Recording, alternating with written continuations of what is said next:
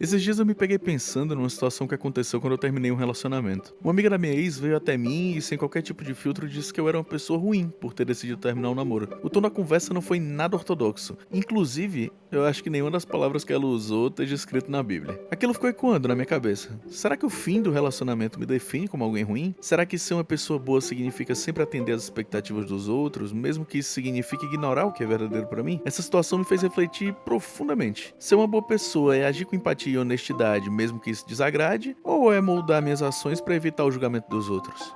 A pressão de corresponder a essa ideia coletiva do que é ser bom é esmagadora às vezes. Pra você que não me conhece, eu sou o Koala, sou narrador de esportes, e nesse episódio eu quero explorar com você como a pressão pra gente ser bom pode acabar muitas vezes sendo uma fachada que nos impede de ser autêntico. Sobre esse assunto eu tenho um pouco mais de dúvida do que de certeza, então eu queria começar pedindo desculpa pelo excesso de perguntas que eu posso vir a fazer e já queria lançar a primeira, apesar de já ter feito algumas perguntas na introdução. Será que a gente está agindo de forma genuína? Ou será que a gente faz o que faz só para agradar os outros? Em muitas culturas orientais, a bondade é associada à harmonia, o coletivo, o bem-estar comum, seja mantendo a cidade limpa ou simplesmente respeitando o espaço do outro. Mas aqui no Ocidente, a gente é mais inclinado a associar a bondade às ações individuais, baseadas em escolhas. Por aqui, a gente opta pela bondade em momentos específicos e geralmente em atos públicos de generosidade. O que a sociedade valoriza como bondade vai muito além das ações bondosas em si. É sobre como essas ações nos posicionam dentro de uma rede social, por assim dizer. E a pressão por ser bom hoje em dia, ela fica mais evidente por causa das redes sociais. É um ambiente onde a gente tem que constantemente ser avaliado pelo que a gente fala, para onde a gente vai, o que a gente faz, o que a gente veste e tantas outras convenções que essas redes criam em torno da gente. A bondade muitas vezes se torna uma moeda de troca. Se a gente não tem uma imagem de boa pessoa nos nossos perfis, a gente acaba correndo o risco de ser tratado como uma pessoa má, independente do que a gente faz no nosso íntimo, fora das câmeras mesmo. Nada disso tem valor se não for visto e se não render um punhadinho de like.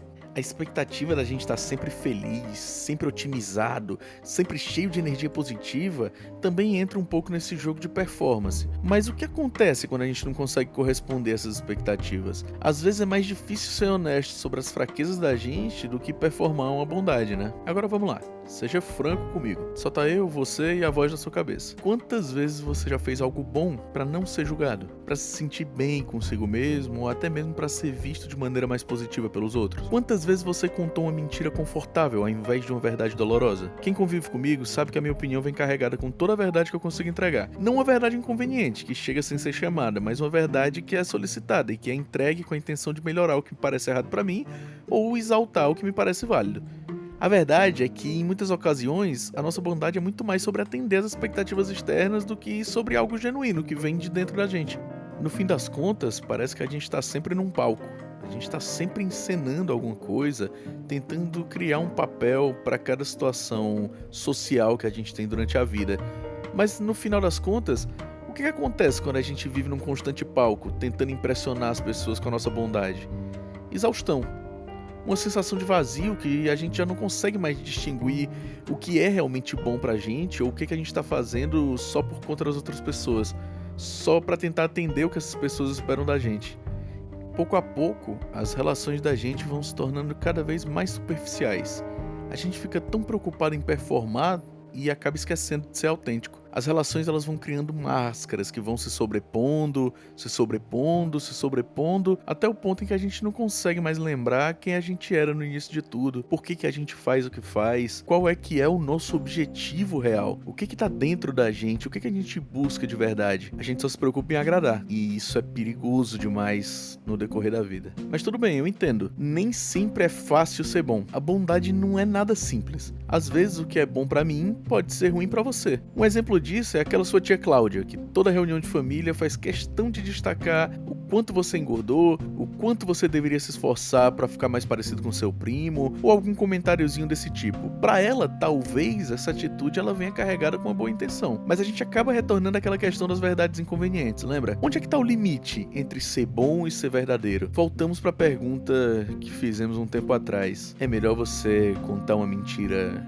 confortável ou você falar uma verdade dolorosa? A verdade dolorosa, dependendo da hora que ela chega e da forma que ela vai, ela pode ser interpretada como maldade. Mas se eu tô carregando uma informação com um desejo positivo, como que ela pode ser vista como má? Você não consegue controlar o que tá na cabeça do outro. O outro define como ele vai receber aquela informação. É dentro dele que tudo aquilo é processado, que as palavras são digeridas e só então interpretadas.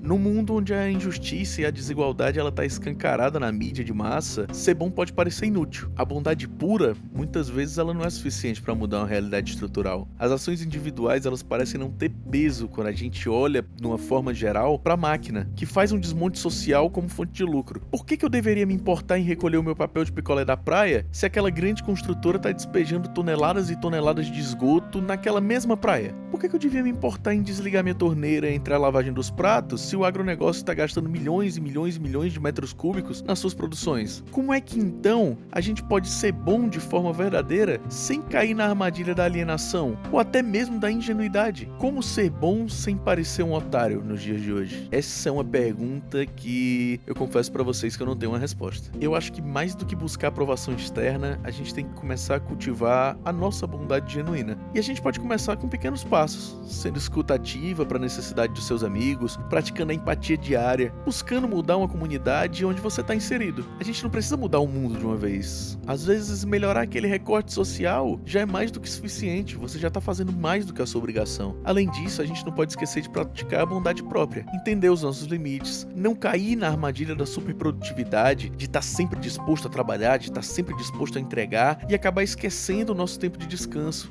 de valorizar o ócio mesmo, aquele tempo onde você não faz nada, onde você olha pra cima, onde você reflete. Você precisa voltar a apreciar o nada, apreciar o vazio, e olhar para uma paisagem e não achar que aquilo é uma perda de tempo, e sim sentir que você tá tendo uma nova experiência, sentir que você tá vendo algo belo, algo que te engrandece, vamos botar artisticamente de alguma forma?